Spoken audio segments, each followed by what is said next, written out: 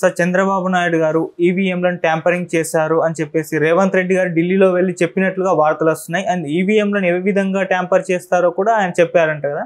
అసలు ఢిల్లీలో రేవంత్ రెడ్డి గారు ఏం మాట్లాడారు, ఆయన ఉద్దేశం ఏంటి సార్? అంటే ఆయన చంద్రబాబు పేరు ఎక్కడ వాడలేదు, కానీ ఇండైరెక్ట్గా చంద్రబాబు గురించి చెప్పినాడని వ్యాఖ్యానాలు వినిపిస్తున్నాయి. ఎందుకంటే ఈరోజు వాళ్ళిద్దరు కలుస్తున్నారు. ఆల్రెడీ చంద్రబాబు ఈవీఎంలని ట్యాంపర్ చేశాడు, మోడీ ట్యాంపర్ చేశారని విమర్శలు వస్తున్నాయి. ఈ క్రమంలో ఈయన ఇప్పుడు ఢిల్లీలో మాట్లాడడం అంటే, జాతీయ మీడియాతో మాట్లాడడం అంటే క్లియర్గా చంద్రబాబు కూడా దాంట్లో ఇంక్లూడ్ అవుతారు కదా.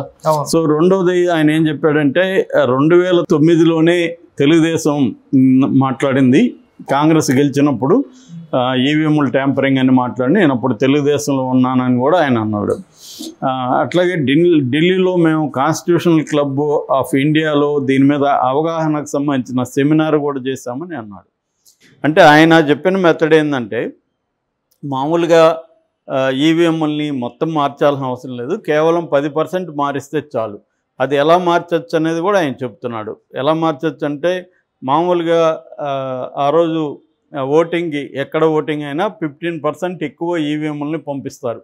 ఎందుకంటే ఏవైనా ఈవీఎంలు చెడిపోతే రిప్లేస్ చేయడం కోసం. సో ఈ 15% అందుబాటులో ఉంటాయి. సో ఇవన్నీ కూడా డిస్ట్రిబ్యూషన్ సెంటర్కి వెళ్తాయి. ఆ నైట్ అంతా డిస్ట్రిబ్యూషన్ సెంటర్లో ఉంటాయి.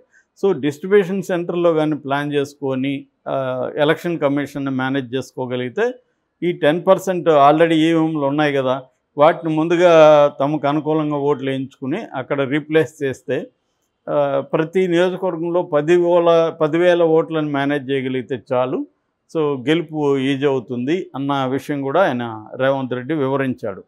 అంటే డిస్ట్రిబ్యూషన్ సెంటర్ నుంచి మర్నాడు మాత్రమే స్ట్రాంగ్ రూమ్కి వెళ్తాయి. స్ట్రాంగ్ రూమ్లో సేఫ్ ఉండొచ్చు, కానీ డిస్ట్రిబ్యూషన్ సెంటర్లో సేఫ్ కాదనేది రేవంత్ రెడ్డి చెప్పాడు. నిజానికి ఈ విషయాన్ని ఇప్పటివరకు ఎవరు మనకు చెప్పలేదు, ఈయన చెప్పిన మెథడు. సో గత కొంతకాలంగా ఇదే వైసీపీ వాళ్ళు కూడా చంద్రబాబు మీద ఆరోపిస్తున్నాడు. చంద్రబాబు కూడా 2019లో ఇదే ఆరోపించాడు, ఈవీఎంలని ట్యాంపరింగ్ చేసే జగన్ ఈ స్థాయిలో గెలిచాడని. ఇప్పుడు రివర్స్లో వైసీపీ ఇదే ఆరోపిస్తుంది. నేషన్ లెవెల్లో కాంగ్రెస్ కానీ ఇండియా కూటమి కానీ ఇదే ఆరోపిస్తున్నారు, మోడీ చేశాడని. దీనికి ఇక్కడ కొంతమంది వాదన ఏంటంటే, మరి మోడీ చేస్తే మోడీకి ఎందుకు మెజార్టీ రాలేదని. మేబీ చేయడం వల్లే ఆ మాత్రం వచ్చిందేమో, లేకపోతే ఇంకా ఘోరంగా ఓడిపోయాడేమో మోడీ. ఎందుకంటే ఇండియా కూటమికి ఎన్డీఏ కూటమి మధ్య ఓటు తేడా వచ్చి 1.9%. సో కొద్దిగా మోడీ చేయగలిగాడు కాబట్టి ఇక్కడ వరకు వచ్చారు అనే వాదన కూడా ఉంది. అలాగే సో అందుకని చాలామంది ఏందంటారంటే, చంద్రబాబు చేసి గెలిచుంటే మోడీ ఎందుకు చేసుకోలేకపోయాడని. సో మోడీ కూడా చేసుకున్నాడు, చంద్రబాబు కూడా చేసుకున్నాడు, కాకపోతే మోడీ ఎక్కువ స్థాయిలో జరగలేకపోయింది అనేది ఇంకొక వాదన. ఏదేమైనా దీని మీద ప్రపంచవ్యాప్తంగానే దీని మీద మనం ప్రత్యేకంగా వీడియో కూడా చేసుకున్నాము. ఈవీఎంలు మీద ప్రపంచవ్యాప్తంగానే వ్యతిరేకత ఉంది. అనేక దేశాల్లో పెట్టి కూడా దాదాపు 11 దేశాల్లో తీసేశారు.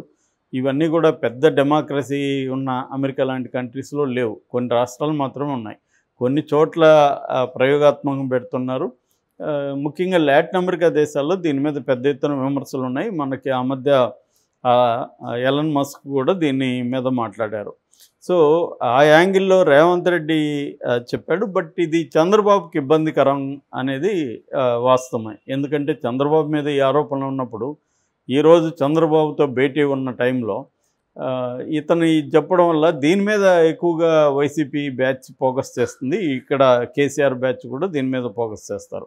అంటే రేవంత్ రెడ్డి ఇండైరెక్ట్గా చంద్రబాబు ఈవీఎంలని ట్యాంపర్ చేశాడని చెప్తున్నాడా అన్న ఇది సెన్స్ అయితే వస్తుంది. ఎందుకంటే ఈయన చంద్రబాబుని ఈరోజు కలుస్తున్నాడు, చంద్రబాబు మీద ఆల్రెడీ ఈవీఎంల ట్యాంపరింగ్ మీద ఆరోపణలు ఉన్నాయి. సో ఆరోపణలు ఉన్నప్పుడు ఈయన ఢిల్లీలో జాతీయ మీడియాతో ఇలా మాట్లాడడం అనేది ఇప్పుడు వైరల్ అవుతుంది. ఈయన మాట్లాడిన కాంటెక్స్ట్ ఏమో మొత్తం దేశవ్యాప్తంగా దృష్టిలో పెట్టుకొని ఎన్డీఏ కూటమి గురించి మాట్లాడాడు. మరి ఎన్డీఏ కూటమి ఆంధ్రప్రదేశ్లో కూడా చేస్తుంటుంది కదా, దేశంలో అంతా చేసినప్పుడు ఆంధ్రప్రదేశ్లో మాత్రం ఎందుకు వదిలేస్తుంది? అందుకని ఇప్పుడు చాలామంది వైసీపీ ఎమ్మెల్యేలు ఏం చెప్తున్నారు, మాకు ఓట్లు వేసామని జనం చెప్తున్నారు, మాకు కన్వెన్షనల్గా స్ట్రాంగ్ వైసీపీ బెల్ట్లో కూడా మాకు ఓట్లు పడలేదు, కొన్ని చోట్ల ఒక్క ఓటు కూడా రాలేదు మాకు, ఇది విచిత్రంగా ఉంది ఇలా జరగడం. సో 40% ఓటు షేర్ వచ్చినా కూడా మాకు 11 సీట్లు రావడం అనేది కొద్దిగా డౌట్ఫుల్ అని చెప్తున్నారు. అట్లాగే ఉండవల్లి అరుణ్ కుమార్ కూడా ఆ మధ్య మాట్లాడుతూ మొత్తం 60 లక్షల ఈవీఎంల మిషన్స్ని ఈ ఎలక్షన్స్ కోసం ఇంపోర్ట్ చేసుకున్నారు. అందులో 40 లక్షల మాత్రమే వాడారు. మిగతా 20 లక్షల ఈవీఎంలు ఏమైనాయి అనేది ఆయన ప్రశ్నిస్తున్నారు. దానికి సంబంధించి ఆర్టీఐ ద్వారా, రైట్ టు ఇన్ఫర్మేషన్ ద్వారా నేను ఎలక్షన్ కమిషన్ పెట్టి అడిగాను. అడిగితే వాళ్ళు మాకు దానికి సంబంధం లేదు, ఆ 20 లక్షలు ఏమైనా మాకు అనవసరం, మాకు 40 లక్షలు ఇచ్చారు, మేము 40 లక్షలకు మాత్రం లెక్క చెప్తామని వాళ్ళు చెప్తున్నారు.